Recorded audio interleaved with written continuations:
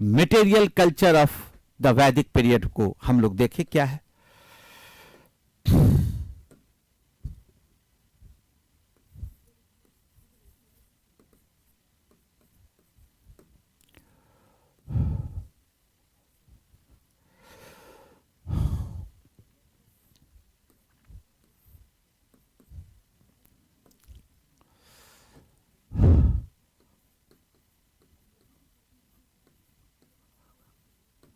Early वैदिक period,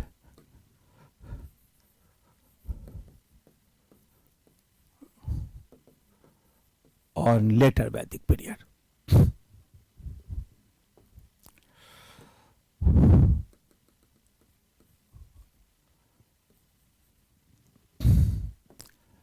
first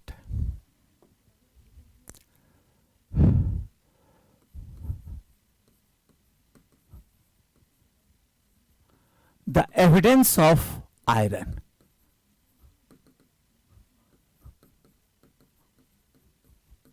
First time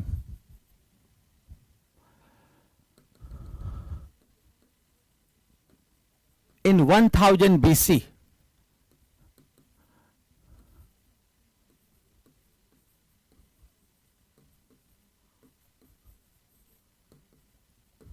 in Gandhara region। अब देखो आप, the evidence of iron first time 1000 BC in Gandhara region. Gandhar क्षेत्र में पहली बार लोहे का साक्ष्य मिला। अब ये जो 1000 BC है, ये एक डिमार्केशन लाइन बन गया। अब आप देखो यहां पे, अब अर्ली वैदिक पीरियड में किस प्रकार के मृदभांड मिलेंगे, तो आपको हमने बताया होगा कि चैल्कोलिथिक पीरियड में हमें मिला था OCP, in Harappan BRW। Apart from the OCP and BRW, we have an very important pottery that was PGW, OCP, BRW and PGW। इन तीनों ही प्रकार के मृदभांडों में, ये आप देख पा रहे हैं वहां से जो हमने वैदिक पीरियड का डिवीजन करा रहा हूं मैं, यहां पर देखो 3 प्रकार के मृदभांड मैंने लिखा, OCP, BRW, PGW। इसमें सर्वश्रेष्ठ प्रकार का मृदभांड कौन है? किसी भी संस्कृति का नामकरण इस बात से नहीं होता कि उसकी संख्या कितनी है, बल्कि इस बात से होती है कि उसकी क्वालिटी क्या है। तीनों ही प्रकार में आप देखिए कि जो सबसे हायर क्वालिटी का जो मृदभांड था वो था PGW। तो हम इसे लिख सकते हैं PGW कल्चर। तो हम इसे लिखेंगे PGW कल्चर। इन लेटर वैदिक period,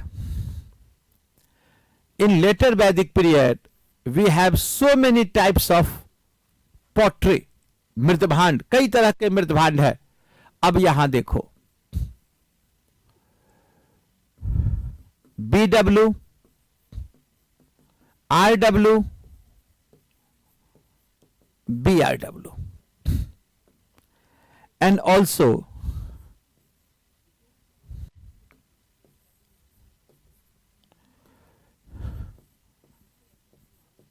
PGW. In the later Vedic period, BW black ware, red ware, BRW black and red ware, and PGW.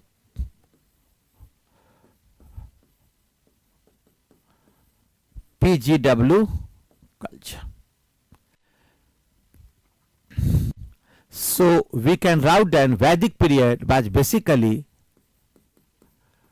PGW culture। वैदिक काल कौन सी संस्कृति थी? PGW कल्चर थी। ध्यान से सुनना आप लोग, यही कॉन्सेप्ट का मामला है सब।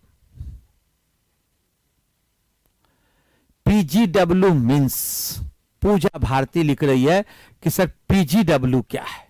हाँ, यही प्रश्न हमने भी अपने शिक्षक से पूछा था।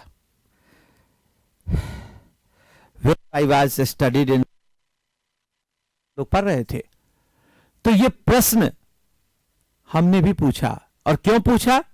क्योंकि हमारे समय में जब हम लोग पढ़ते थे तो दिल्ली यूनिवर्सिटी का एक गर्ल्स हॉस्टल हुआ करता था, ग्रेजुएट हॉस्टल फॉर वुमेन, और युवावस्था में इसका बड़ा क्रेज होता है। तो पीजीडब्ल्यू नाम का एक गर्ल्स हॉस्टल होता था दिल्ली विश्वविद्यालय का, अब नाम बदल गया। तो हम लोगों के भी हमने अपने टीचर से पूछा था, सर व्हाट इज पीजीडब्ल्यू? अब देखिए इसका एक्चुअल मतलब क्या है। पीजीडब्ल्यू का मतलब क्या है मैं अभी बता रहा हूं। PGW means painted grey ware, painted grey ware,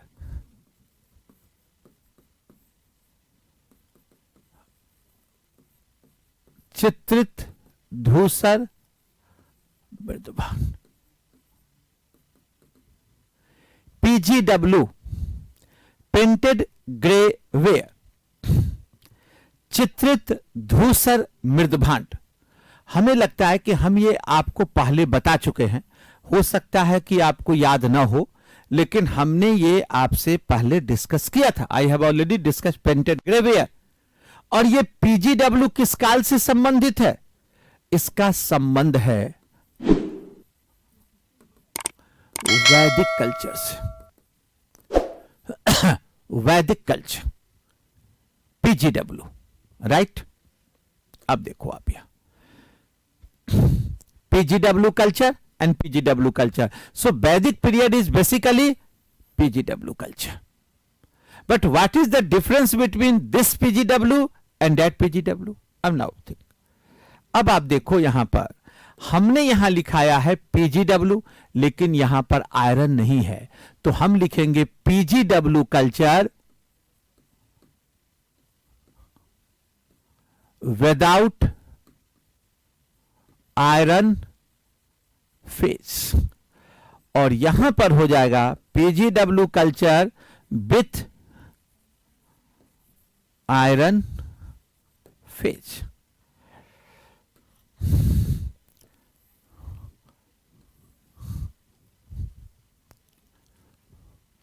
PGW culture without iron phase.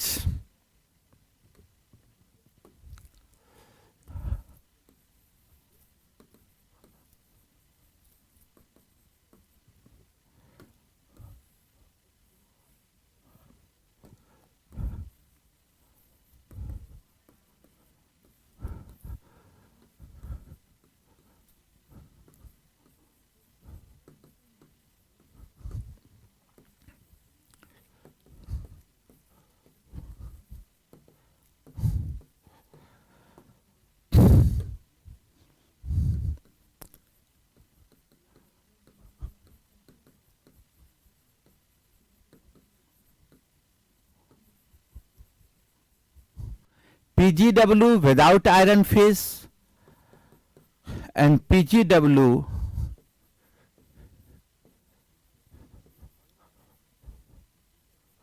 with iron phase.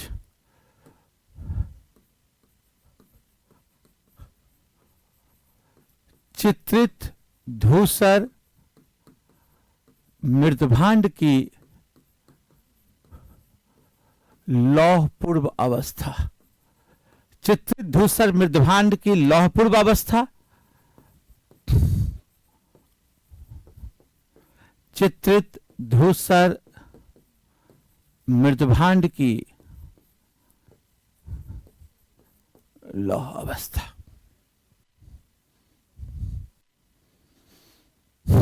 अब नेहा करी कि बताया था, बिल्कुल सही। Neolithic and Chalcolithic period. अब देखो आप, ये कीवर्ड है, आपको याद रख लो।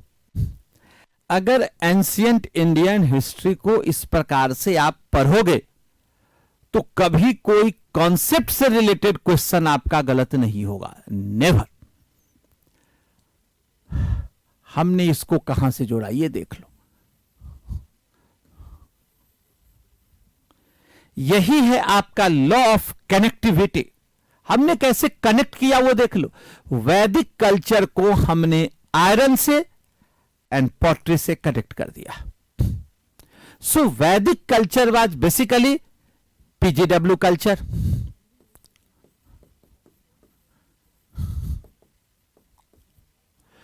और हमने यह भी बताया कि यह आयरन एज सिविलाइजेशन है, और इसको हम आयरन एज सिविलाइजेशन भी कह सकते हैं।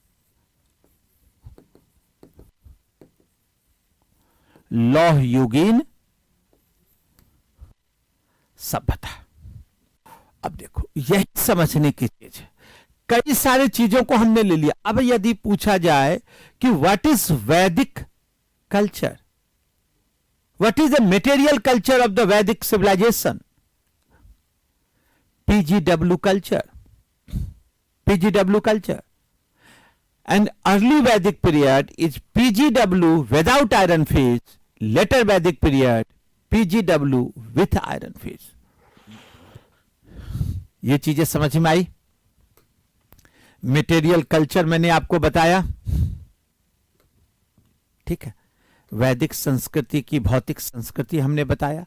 अब देखो, ये जो पूरा हमने वैदिक टेक्स्ट, इसके बाद मटेरियल कल्चर हमने यहां पर आपसे डिस्कस किया। अब हम लोग आते हैं ओरिजिन पे कि what is the origin of the Aryans. Aryans की ओरिजिन क्या थी। हमने हड़प्पन्स के बारे में भी आपको कहा था। अब ये जो आर्यंस हैं, ये है कौन। Aryans were not an ethnic group.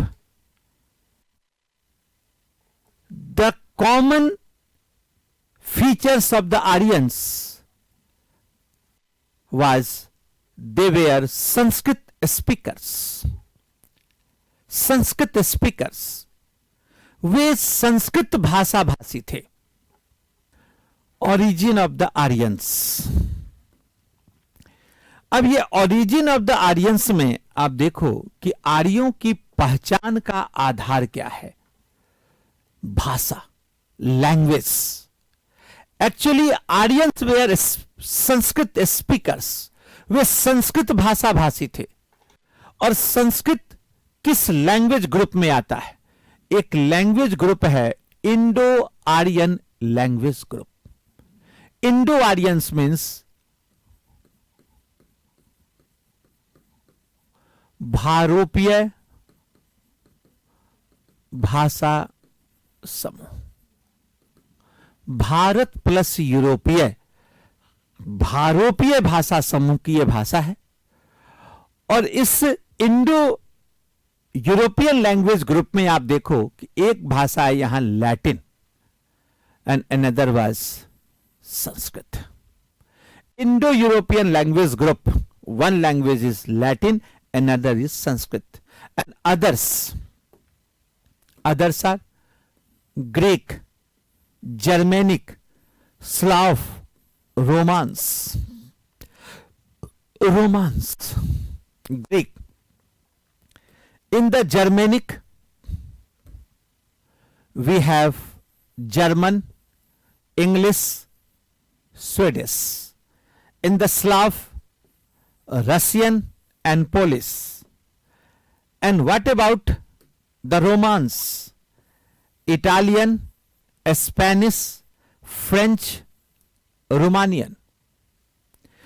So we have different languages and different groups. The most distinguished feature are Latin and Sanskrit belongs to the same group, that is Indo-European language group. Indo-European language group. भारोपीय भाषा समूह। आप देखो,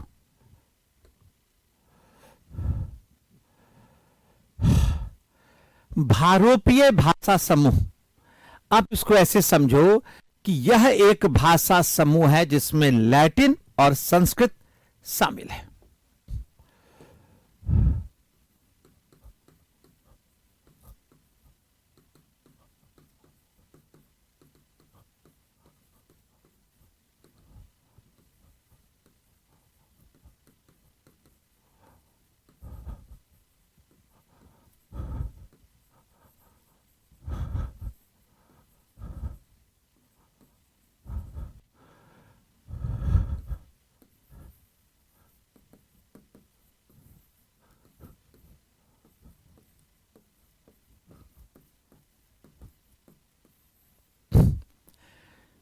Latin और संस्कृत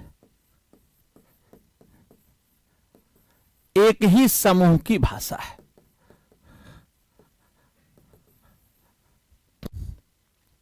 ठीक, एक ही समूह की भाषा है। और वो भाषा कौन है? इंडो यूरोपियन लैंग्वेज ग्रुप, भारोपीय भाषा समूह। अब ये जो भारोपीय भाषा समूह है, यही हमने आपको दिखाया, लैटिन एंड संस्कृत। बाकी तो हमने केवल एक सूचना देने के लिए बताया कि ये सब भाषाएं भी इंडो यूरोपियन लैंग्वेज ग्रुप में है, जिसमें एक है आपका, यहां देखिए, जर्मेनिक लैंग्वेज। ये जो जर्मेनिक लैंग्वेज है, इसमें आता है जर्मन, इंग्लिश, स्वीडिश। स्लाव में आते हैं रसियन और पोलिश, और रोमांस में आता है Italian, Spanish, French and Romanian. ये भाषाएं इनकी है। ठीक है, तो भारोपीय भाषा समूह में हमने आपको दिखाया है लैटिन और संस्कृत। अब हम इन दोनों भाषाओं की तुलना करेंगे। अब आप देखिए तुलना करके, यहां देखो, यहां पे इंडो यूरोपियन ये लैंग्वेज ग्रुप है, भारोपीय भाषा समूह। अब इसमें देखो आप, यहां लैटिन का एक शब्द है। अब देखो यहां से मैं शुरू करता हूं। संस्कृत का एक शब्द है पितृ। संस्कृत आपने थोड़ी बहुत तो पढ़ी होगी। पितृ, पितृ का मतलब पिता। In Hindi it is known as पिता। In Latin it is known as pater. Pater in English it is known as father. Just pronounce पिता, पितृ, पेटर, फादर। पिता, पितृ, pater, father, the same pronunciation, almost same. Matri, matri means mata. In Hindi it is mata. In Latin, mater. In English, mother. Mata, matri, mater, mother. Almost the same pronunciation. That means Latin speakers and Sanskrit speakers were living in the same place in a particular span of time. एक खास कालखंड में दोनों एक ही स्थान पर निवास करते थे, और वो स्थान है central Asia, Ural region. Ural region के दक्षिणी क्षेत्र है। एक ब्रांच चला गया यूरोप, ये ब्रांच आप देखो, ये पहुंच गया यूरोप, और यूरोप में बोली गई लैटिन भाषा। और इसका एक ब्रांच चला गया साउथ एशिया, और वहां बोली गई संस्कृत। सेंट्रल एशिया से ये अलग अलग क्षेत्र में गए।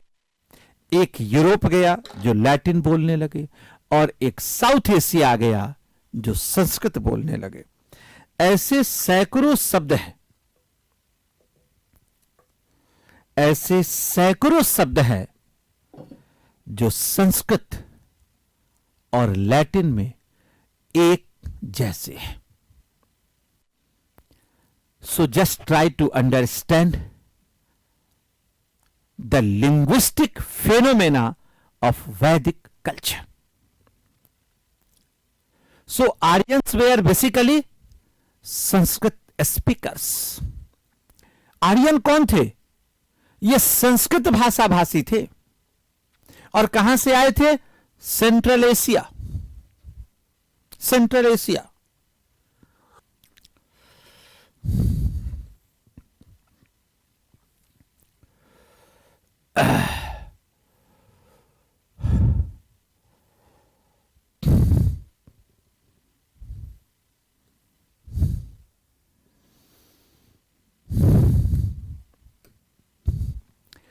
अब हमने जो सेंट्रल एशिया बताया, अब सेंट्रल एशिया में देखो, माइग्रेशन ऑफ आर्यंस।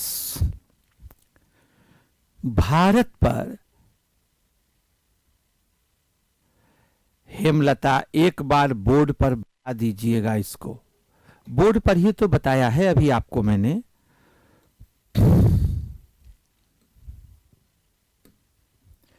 हमने आपको यह बताया कि लैटिन भाषा में और संस्कृत भाषा के बहुत सारे ऐसे शब्द हैं जिसका उच्चारण एक जैसा है, उच्चारणगत समानताएं हैं, प्रोनाउंसिएशन आर ऑलमोस्ट एलाइक, एक जैसा है। तो उसी आधार पर हमने कहा कि ऐसा प्रतीत होता है कि दक्षिण एशिया में आई संस्कृत और यूरोप में गई लैटिन बोलने वाले लोग इतिहास के किसी कालखंड में एक स्थान पर निवास करते रहे होंगे और वो स्थल है central Asia, right, central Asia. ये जो पूरा फेनोमेना है, ये अप्रोच है मैक्स मूलर का। Max Muller was a German scholar and associated with Asiatic Society of Bengal. Asiatic Society of Bengal से संबंधित एक जर्मन स्कॉलर था, उसी जर्मन स्कॉलर था मैक्स मूलर। उसी मैक्स मूलर ने यह कॉन्सेप्ट दिया।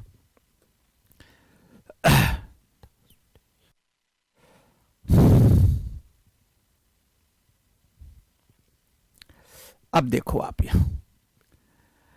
यहां देखो कि माइग्रेशन का मतलब होता है आवर्जन of Aryans. Aryans never attack on India, never attacked on India. Aryans migrated from central Asia to south Asia, या सेंट्रल एशिया से साउथ एशिया में ये माइग्रेट करता है।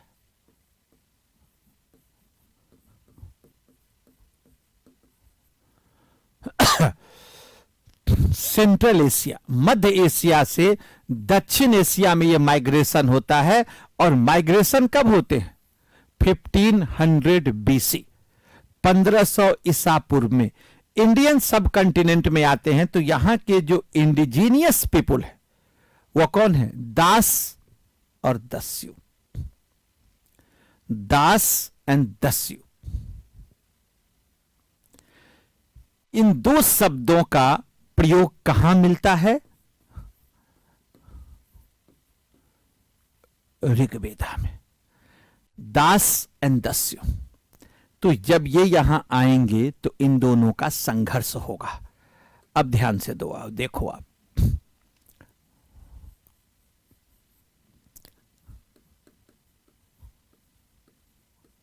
आर्यंस और जिनसे इनका संघर्ष होगा, अगर ये आर्यंस हैं तो ये कौन हो गए? Non Aryans.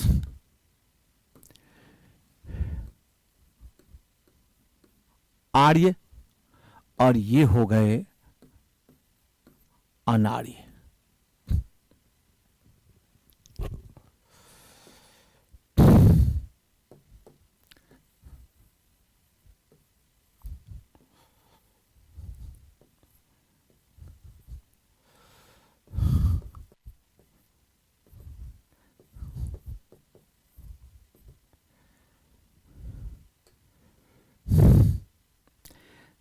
दास और दस्यु यहां दो हैं जो भारत के मूल निवासी थे, ये दास दस्यु। अनार्य में कौन आ गए? दास और दस्यु। यहां आर्यंस है। आर्यंस और नॉन आर्यंस में जब संघर्ष होगा तो इसी से एक कॉन्सेप्ट डेवलप होगा, वर्ण सिस्टम।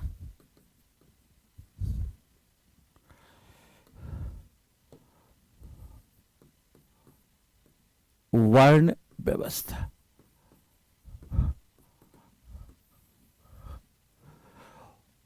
वर्ण व्यवस्था। Aryans means, what is the literal meaning of Aryans? The literal meaning of Aryans is superior, श्रेष्ठ। आर्य का अर्थ होता है श्रेष्ठ। आर्य का मतलब क्या है? श्रेष्ठ। अब ये अपने आप को श्रेष्ठ कहते थे। आर्य का मतलब श्रेष्ठ, सुपीरियर। और जो भारत के मूल निवासी थे, दास एंड दस्यु, ये दास और दस्यु कौन है? दास आर्यों के ही पूर्ववर्ती कबीले के लोग थे। जो पहले से यहां लोग थे उनको कहा गया दस्यु, the original habitants of India, दस्यु। और आर्यों के जो कबीले जो पहले आ गए थे वे थे दास। अब आप देखो, इस दास और दस्यु को मिलाकर अब इन दोनों में संघर्ष होगा, तो इनको बनाया गया शूद्र। दास और दस्यु मिलकर क्या बना? शूद्र। और यहां पर आप देखेंगे इसमें 3 आ गए, ब्राह्मण,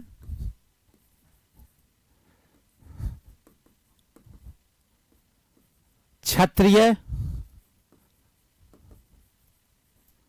वैश्य। आर्यों का ये 3 था, ये 3 ब्रांच से, ब्राह्मण, क्षत्रिय, वैश्य, और ये बन के आगे आपको अनार्यन से हो गए, ये हो गए शूद्र। और इन दोनों के बीच में चूंकि कलर डिफरेंस था इसलिए आया वर्ण सिस्टम, वर्ण व्यवस्था। तो वर्ण व्यवस्था में बना 4 fold varna system, 4 fold of varna system, 4 fold of varna system, चतुर्वर्ण व्यवस्था, चतुर्वर्ण व्यवस्था। तो आर्यस जब यहां आए तो भारत के बहुत सारे जो यहां मूल निवासी थे, जिसको हम विशेष रूप से हड़प्पन्स कहते हैं, ये हड़प्पन्स कौन थे? आपको मैंने बताया था मेडिटेरेनियन एंड अल्पाइन। और मेडिटेरेनियन और अल्पाइन रेस के लोग बहुत सारे विंध्य पर्वत के दक्षिण की ओर चले गए। जो विंध्य के दक्षिण में चले गए they were known as Dravidian, later Harappans, the original inhabitants of India, Dravidian।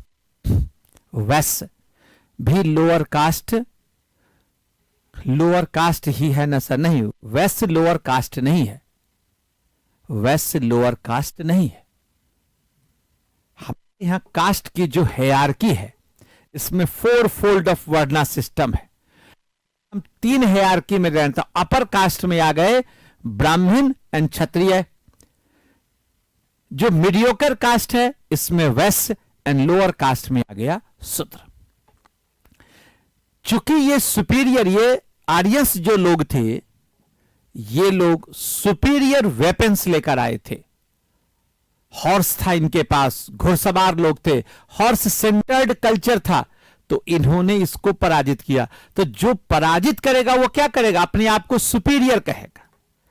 जैसे अंग्रेजों ने भारत को जीता तो वे अपने आप को सुपीरियर कहते थे, इंडियंस को इंफीरियर कहते थे। हाँ, वैशाली लिख रहे it means varna system first time introduce in Vedic period. Absolutely Vaishali, you are absolutely correct. Varna system first time introduced in the Vedic culture. But what was the basic of Varna? Basic was karma, action.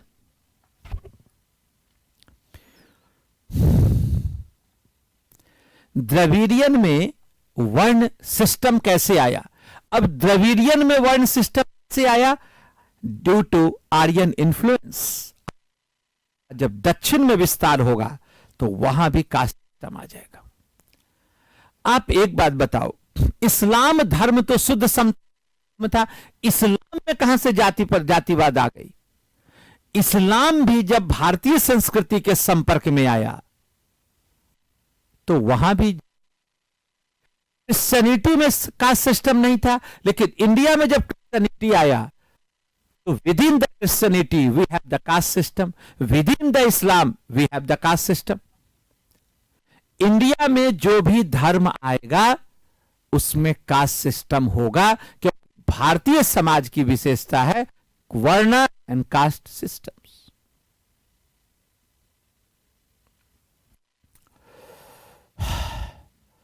Vice problem hence again, मैं फिर से repeat कर देता हूं।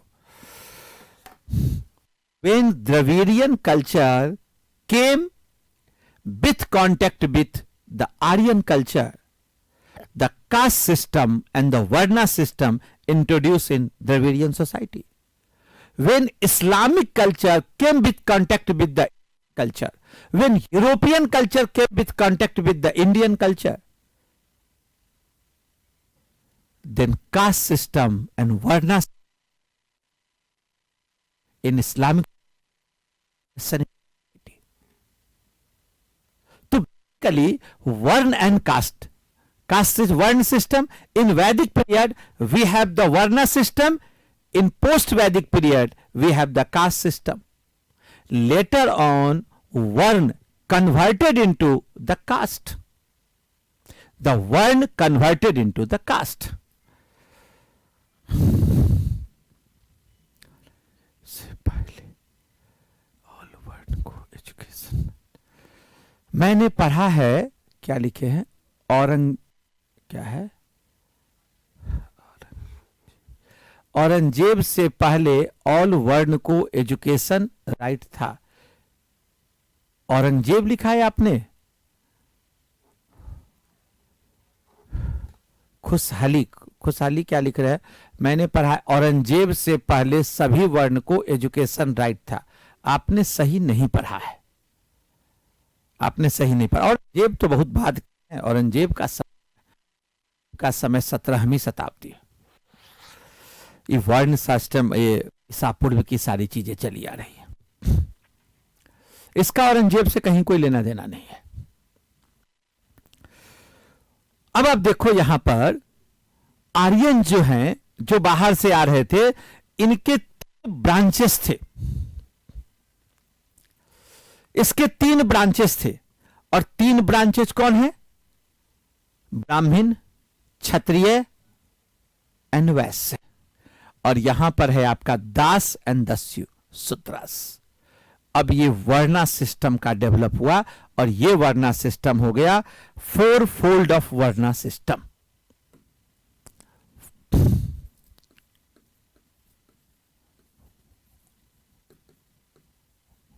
वर्णा system.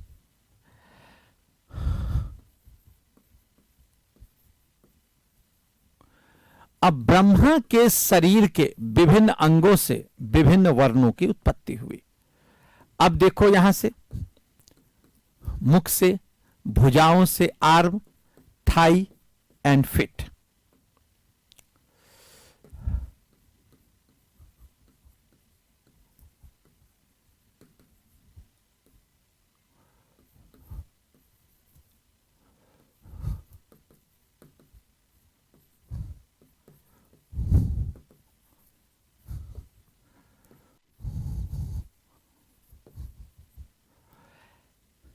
जो आदि पुरुष ब्रह्मा है, इस ब्रह्मा के शरीर के विभिन्न अंगों से विभिन्न अंगों की उत्पत्ति को बताया गया है। ब्रह्मा मुख से ब्राह्मण, भुजाओं से क्षत्रिय, आर्म्स थाई, जंघा से वैश्य और पैर से शूद्र वर्ण की उत्पत्ति हुई है। और इसकी चर्चा कहां है? इसकी चर्चा है ऋग्वेदा में।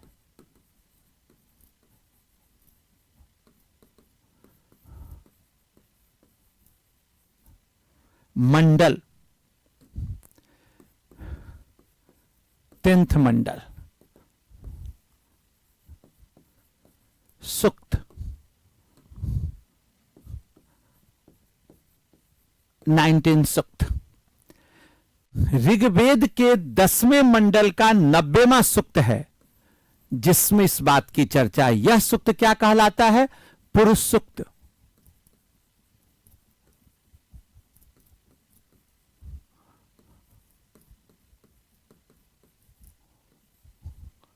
यह कहलाता है पुरुष सूक्त। पुरुष सूक्त। इसी पुरुष सूक्त में लिखा है कि आदि पुरुष ब्रह्मा के शरीर के विभिन्न अंगों से विभिन्न वर्णों की उत्पत्ति हुई है। अब ब्रह्मा के शरीर के विभिन्न अंगों से विभिन्न वर्णों की उत्पत्ति हुई, इसका मतलब यह हुआ ये हुआ कि वर्ण व्यवस्था का विकास का आध्यात्मिक रूप, स्पिरिचुअल फॉर्म आपको ऋग्वेद के अंतिम मंडल में मिलता है, 10वें मंडल में 90वां सूक्त, जिसको पुरुष सूक्त कहा गया। वेद में कुल मिलाकर 10 चैप्टर है। इस 10 चैप्टर को कहा जाता है मंडल। तो मंडल 1 2 3 4, तो 10वां मंडल इसका 90वां सूक्त है। स्पष्ट है?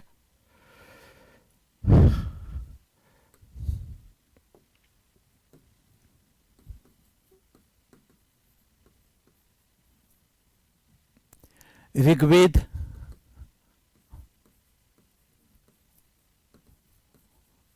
संहितास सूक्त हाइम्स या मंत्रास। संहिता, अब ये जो संहिता है, संहिता इसके बाद 1 मिनट, मंडल, ओ सॉरी,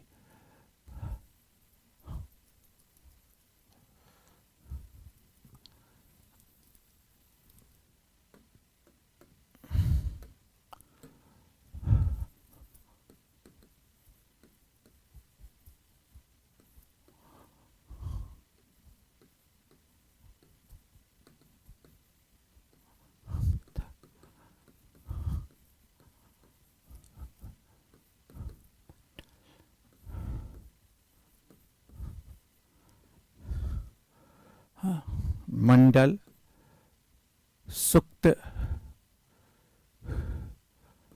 एंड हाइम्स।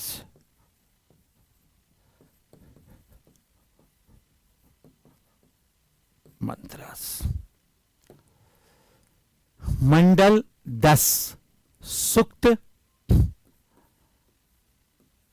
1028 और हाइम्स 10,462। तो ये जो हाइम्स हैं, मंत्र हैं, ये total 10,462। The collection of hymns is known as सूक्त 1028 और कलेक्शन ऑफ सूक्त इज नोन एज मंडल 10 मंडल, एंड मंडल इज द पार्ट ऑफ संहिता। संहिता, मंडल, सूक्त, हाइम्स। तो ऋग्वेद का जो एक हिस्सा है वो संहिता है। इसी में हमने कहा कि 10वें मंडल का 90वां जो सूक्त है, यही सूक्त हमने कहा ये पुरुष सूक्त कहलाता है। और इस पुरुष सूक्त में लिखा है कि ब्रह्मा के शरीर के विभिन्न अंगों से विभिन्न वर्णों की उत्पत्ति हुई। तो जो ब्राह्मण्स हैं, इनको रिस्पॉन्सिबिलिटी क्या दी गई? All types of spiritual, religious and educational responsibilities, सभी के आध्यात्मिक, धार्मिक और शैक्षणिक गतिविधियों की जिम्मेवारी ब्राह्मण्स को दिया गया। क्षत्रियों की जिम्मेवारी क्या थी? एडमिनिस्ट्रेशन एंड आर्मी, प्रशासन और सेना से संबंधित गतिविधियां क्षत्रियों को दिया गया। वैश्य, इकोनॉमिक एक्टिविटीज इनको प्रदान किया गया, इकोनॉमिक एक्टिविटीज इनको दिया गया, इकोनॉमिक एक्टिविटीज इनको दिया गया। ठीक है?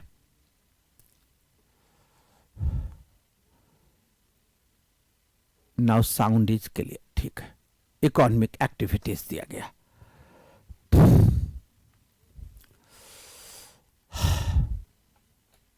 ठीक है। अच्छा, अंग्रेजों से पहले सभी वर्ण को पढ़ने का अधिकार था। वर्ण को आरंभ में वर्ण व्यवस्था, अच्छा, औरंगजेब ने अंग्रेजों के पहले नहीं, अंग्रेज पहले अधिकार था और अंग्रेजों ने भी वर्ण नहीं पढ़ने के लिए हमारे यहां सभी वर्ण पढ़ने का अधिकार दिया गया। बीच का समय ऐसा था जब उनको रोका गया था शिक्षा प्राप्त करने से, उसकी चर्चा हम करेंगे, आरंभ में नहीं था। तो पुरुष सूक्त आप देख लो, और वैश्य को all type of economic activities इनके पास, और शूद्र के पास all type of service sector, सभी प्रकार की सेवावृत्ति इनको दे दिया गया। तो आप देखो यहां पे कि मैं आपसे जो बताना चाह रहा था कि वर्ण व्यवस्था की उत्पत्ति कैसे हुई, तो आर्यन और नॉन आर्यन के मेल से हुआ था ये वर्ण व्यवस्था की उत्पत्ति। ठीक है।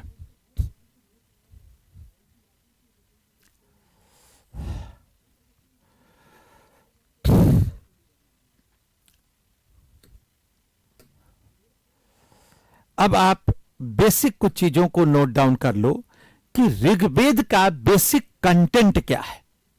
Rigveda book of hymns, hymns का मतलब मंत्र, मंत्रों से संबंधित ग्रंथ Rigveda.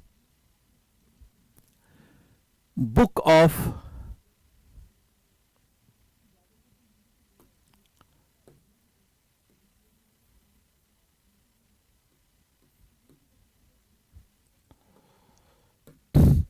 Melodies and chants, Rigveda के वैसे मंत्र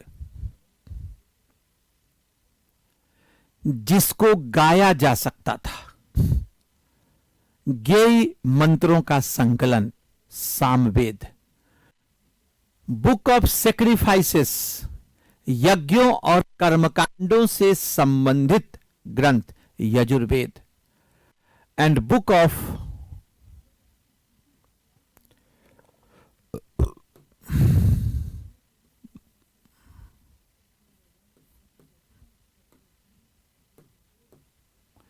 मैजिकल एंड टेक्निकल फॉर्मूला, तंत्र मंत्र और टोना टोटका से संबंधित ग्रंथ अथर्ववेद। ऋग्वेद, सामवेद, यजुर्वेद, अथर्ववेद। अब इसके 4 पार्ट्स हैं, थोड़ा इनको भी ध्यान दे दो। संहिता, the samhita are the most ancient part of the Vedas, consisting of hymns of praise to God। इसमें है क्या? संहिता मंत्रों का संकलन है, और मंत्र किस लिए? देवताओं को प्रसन्न करने के लिए, और ऋग्वेद में इसे ऋचा कहा गया है। Brahmanas are rituals and prayer to guide the priest in the duties. यह यज्ञ कर्मकांडों से संबंधित है। Aranyaka concern worship and meditation. अरण्य का मतलब होता है जंगल, गूढ़ विषयों पर की परिचर्चा है आरण्यक में। और उपनिषद का अर्थ होता है उपजोर नीजोर सद, उपनिषद यानी कि गुरु के समीप बैठना। इसमें मिस्टिकल और फिलोसफिकल एस्पेक्ट्स हैं, यानी कि इसमें दर्शन से संबंधित बातें हैं। उपनिषद में उच्च ज्ञान की चीजें। दर्शन में क्या आएगा? ब्रह्म क्या है, जीव क्या है, आत्मा क्या है, परमात्मा क्या है, सृष्टि की उत्पत्ति कैसे हुई, सृष्टि का विनाश कैसे होगा। ये सब चीजें कहां मिलेंगी आपको? उपनिषद में। उपनिषद में यही चीज आप यहां देख लो। 4 वेद हैं और 4 के 4 ब्रांच है। All 16 type of text are known as Vedic literature. इनकी रचना काल भी यहां पर लिख दिया है मैंने।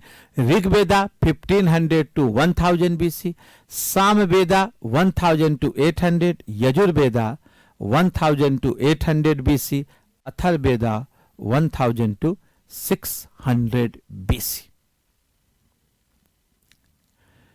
आरण्यक, अथर्ववेद का आरण्यक उपलब्ध नहीं है। It's not available in this time. ये उपलब्ध नहीं है। भारत में इतने विदेशी आक्रमण हुए, बहुत सारे विश्वविद्यालयों को नष्ट किया गया, लाइब्रेरियों को नष्ट किया गया। हो सकता है कि इस राजनीतिक अराजकता में ये ग्रंथ विलुप्त हो गया हो। तो जो आरण्यक है, अथर्ववेद का आरण्यक, वर्तमान में उपलब्ध नहीं है, वर्तमान में उपलब्ध नहीं है।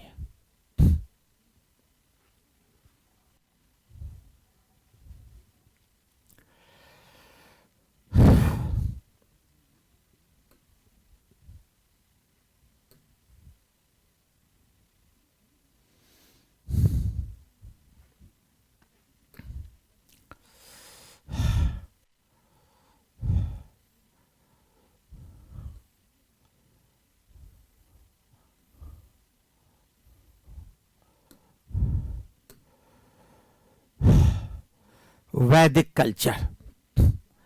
अब हम लोग वैदिक कल्चर के कुछ और एस्पेक्ट्स को देखेंगे और यह देखने का प्रयास करेंगे कि वैदिक संस्कृति के लोग किस क्षेत्र से परिचित थे। आप यहां देखो, ईस्टर्न अफगानिस्तान की कुछ नदियों की मैंने यहां पर चर्चा किया है। ये देखो, river कुरुमो, at present it is known as Kurram. River Kubha, at present it is known as Kabul. River Harkhavati, at present it is known as Helmand. ये कुछ नदियां हैं। इन नदियों का उल्लेख मिलता है ऋग्वेद में। इसका मतलब है कि ऋग्वैदिक काल के लोग अफगानिस्तान से परिचित थे, स्पेशली इन ईस्टर्न अफगानिस्तान। अब आप देखो कि ईस्टर्न अफगानिस्तान की इन नदियों से ये परिचित हैं। The north west frontier province. अब देखो,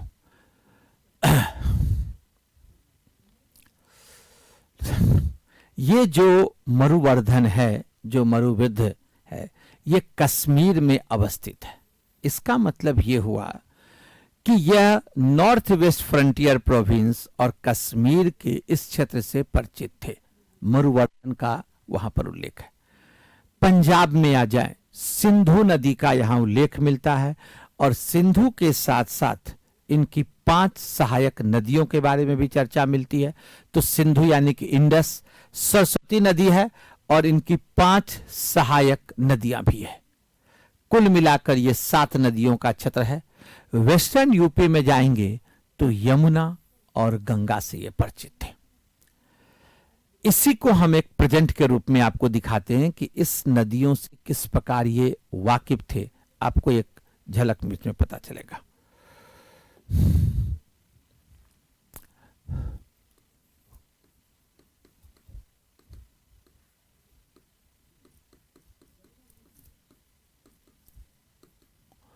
पूर्वी अफगानिस्तान के अनेक नदियों से ये परिचित थे।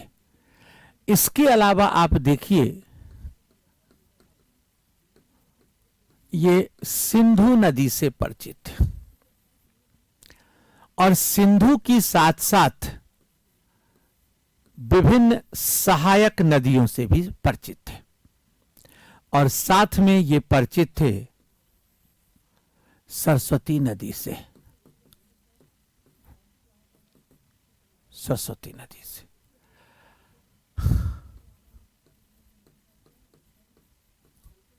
यमुना नदी, गंगा नदी।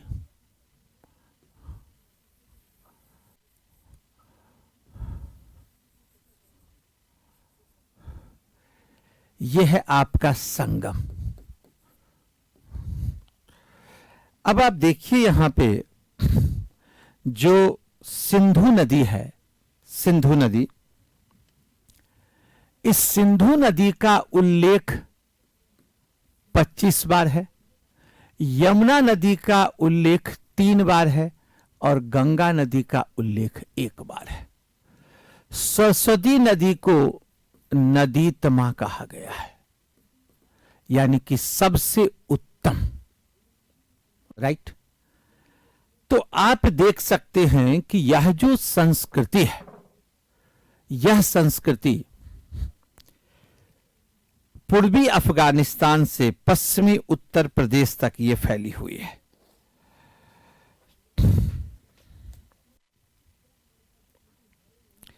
सिंधु नदी का उल्लेख 25 बार यह बताता है कि इस नदी का महत्व सबसे अधिक था। सिंधु नदी का महत्व सबसे अधिक था।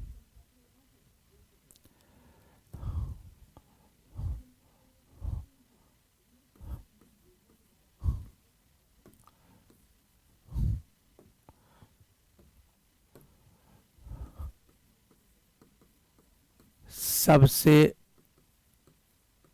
महत्वपूर्ण नदी।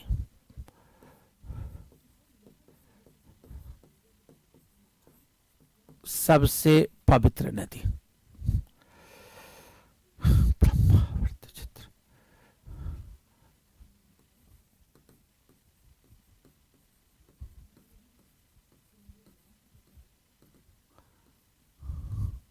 सतलज नदी से लेकर और यमुना नदी के बीच का क्षेत्र कहलाता था ब्रह्मावर्त क्षेत्र, और यमुना से गंगा के बीच का क्षेत्र कहलाता था ब्रह्मर्षि क्षेत्र।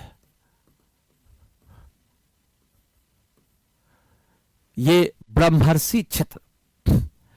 सिंधु नदी और इसकी ये 5 सहायक नदियां, ठीक है, ये 5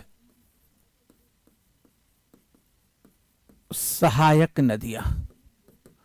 सरस्वती नदी, तो सिंधु 5 6 सरस्वती 7, ये पूरा इलाका कहलाता था सप्त सैंधव प्रदेश।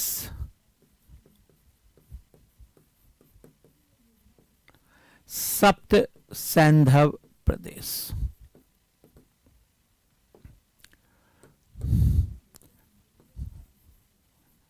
सप्त सैंधव प्रदेश। A land of 7 rivers. A land of 7 rivers. ये 7 नदियों का प्रवेश, ये 7 नदियों का प्रदेश था सप्त सैंधव रीजन। इसी सप्त सैंधव रीजन में किसकी रचना हुई थी? ऋग्वेद की। ऋग्वेद की रचना इसी सप्त सैंधव क्षेत्र में हुआ था। सप्त सैंधव क्षेत्र में हुआ था।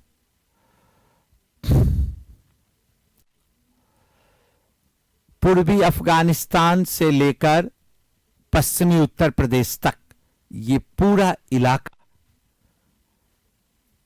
आर्यों के विस्तार का था।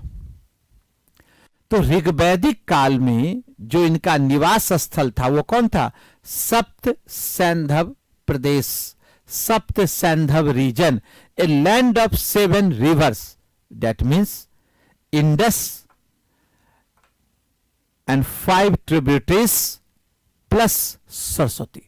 सरस्वती नदी विलुप्त हो चुकी है। राजस्थान में जो घग्घर हाकरा रीजन है, माना जाता है कि सरस्वती नदी वही थी जो विलुप्त हो चुकी है। गंगा का उल्लेख केवल एक बार हुआ है। इसका मतलब है कि ये लोग अभी अभी गंगा के तट तक पहुंचे थे। अभी अभी गंगा के तट तक पहुंचे थे।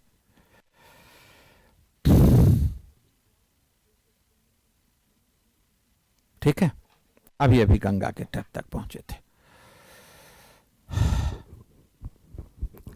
अब देखो, उत्तर वैदिक काल में ये और विस्तार करते चले जाएंगे। मैं आगे बढ़ूं, यहां देखो,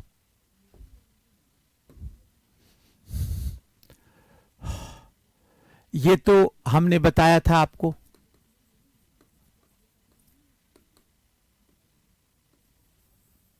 सिंधु नदी। फिर यहां पर आ गया आपका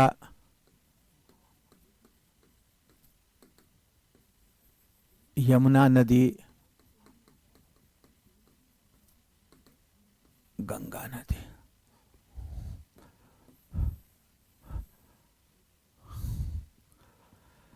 आप देखेंगे कि ये नदी यहां आकर मिलती है।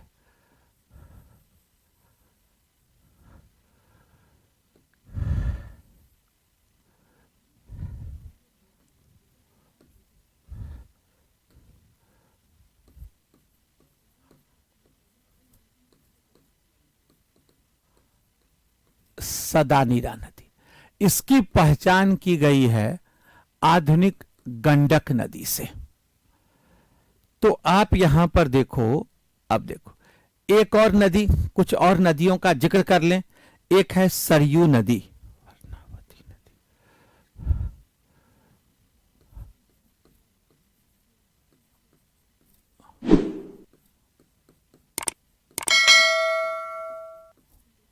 वर्णावती, सरयू नदी वर्णावती।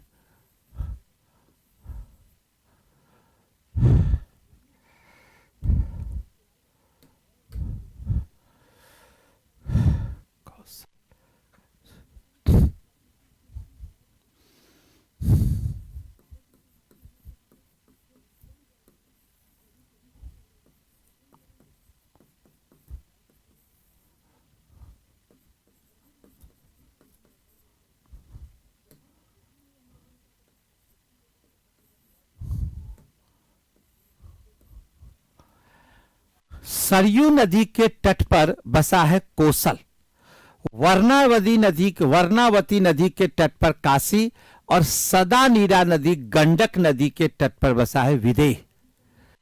अब आप देखेंगे एक बात और, ये जो नीचे का हिस्सा है,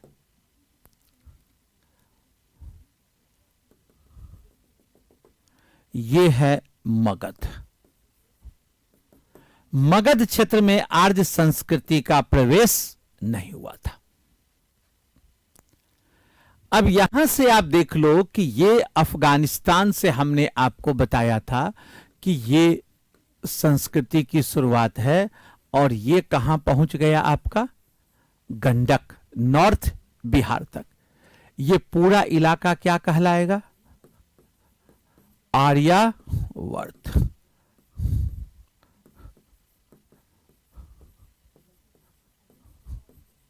Aryavart, a land of Aryans,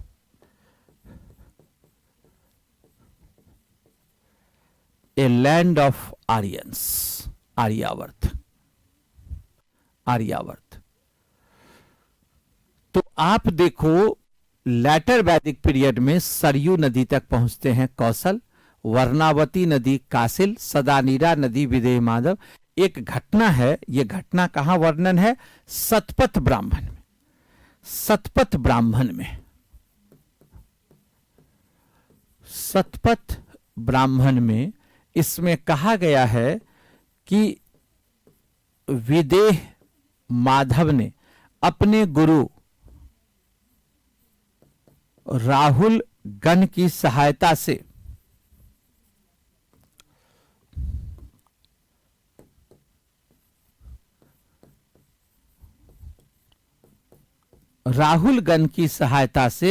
मुख में अग्नि को धारण किया, आगे बढ़ते गए और सदानीरा नदी तक पहुंचे।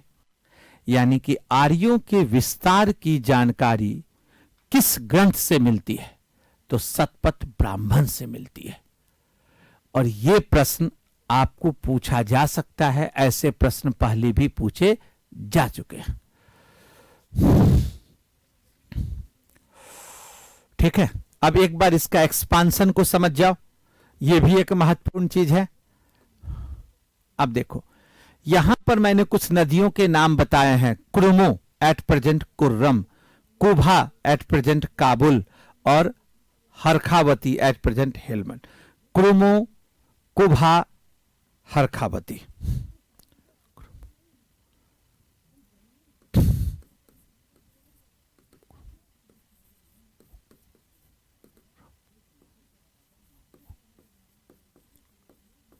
हरखावती। अब देखो ये जो अफगानिस्तान की नदियां हैं, यहां से बढ़कर ये आएंगे सिंधु नदी, सिंधु से यमुना, यमुना से गंगा।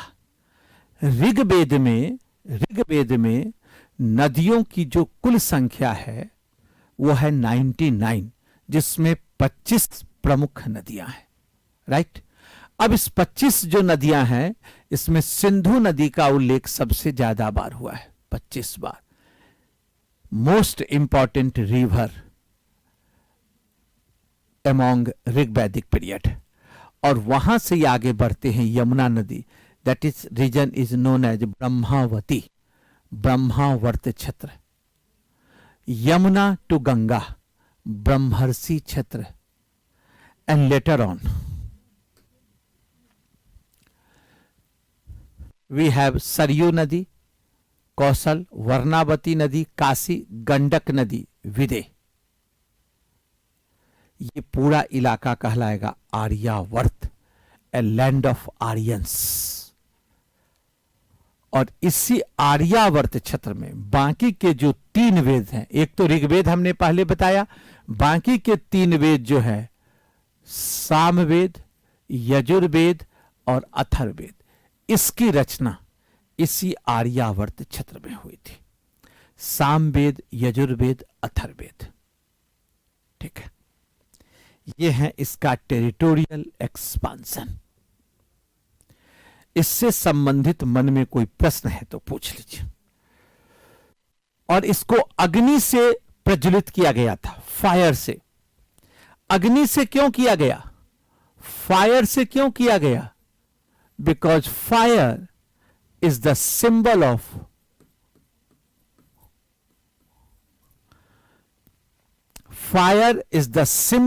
chastity।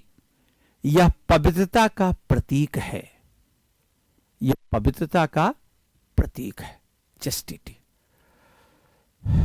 ठीक है,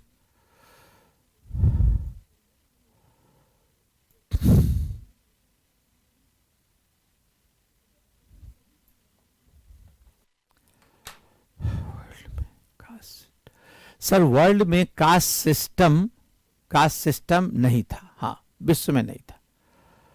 आवाज बहुत रख रही है इंग्लिश में।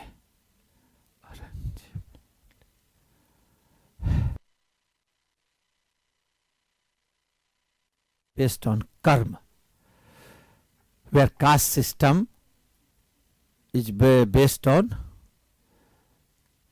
आर्यों को वर्ण व्यवस्था का पहले से ज्ञान था नहीं, ये भारत में ही आया।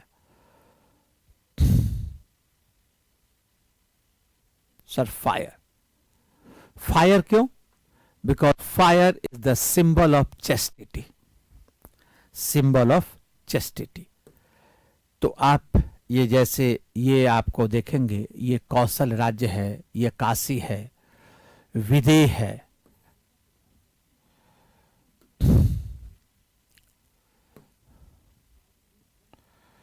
कलर भी तो अब कुछ ही बचे हैं। काशी, विदेह,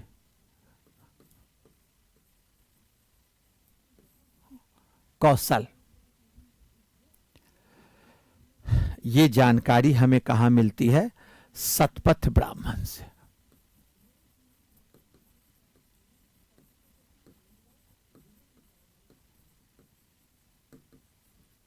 सतपथ ब्राह्मण, ये सतपथ ब्राह्मण किस वेद से संबंधित है? तो ये वेद है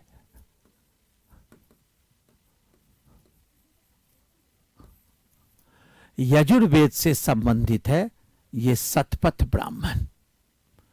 तो सतपथ ब्राह्मण से ये जानकारी मिलती है। और इसमें हमने कहा कि जो शासक है वो कौन है? विदेह माधव।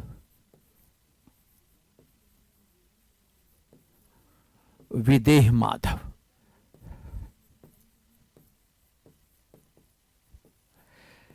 और यही विदेह माधव जब आगे बढ़ता है तो यहां एक नदी हमने बताया, ये नदी है सदा नीरा।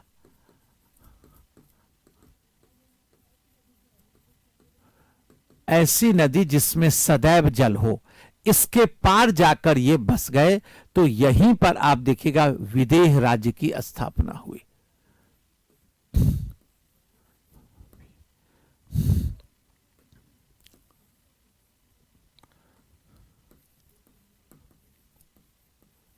विदेह स्टेट, विदेह राज्य, विदेह राज्य की स्थापना हुई इसी विदेह माधव के नाम पर। तो आर्यों के एक्सपांशन की जानकारी कहां मिलती है? सतपथ ब्राह्मण से, राइट। तो Sadanira is situated in northern Bihar, northern Bihar.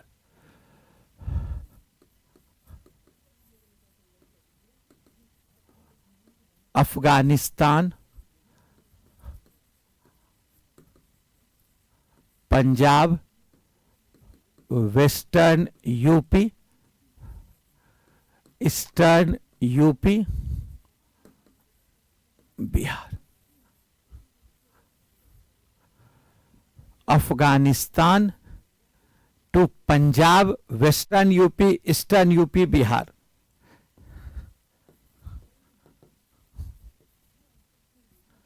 Vindhya range and northern part Himalaya. From Himalayas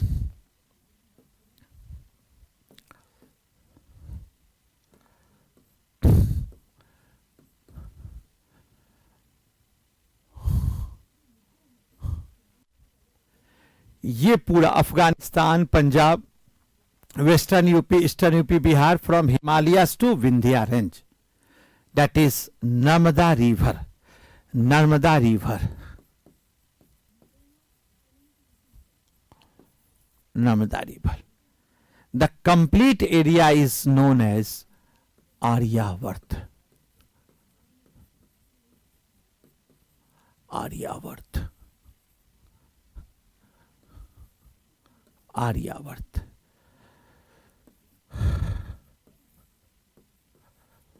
The land of Aryans. ठीक, any question? I think now you are in position to understand the geographical expansion of the Aryan culture. Geographical expansion of the Aryan culture.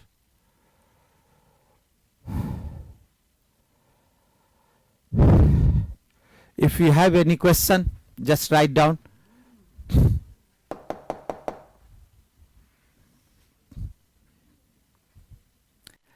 The land of Aryans.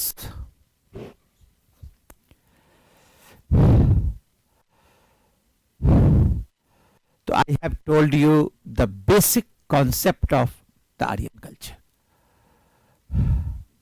is Vedic culture.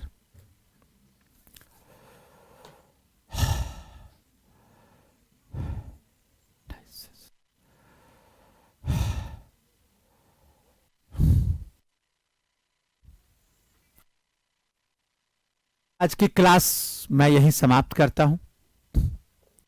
आप सभी को आगामी परीक्षाओं के लिए बहुत बहुत शुभकामनाएं। जय हिंद, जय भारत।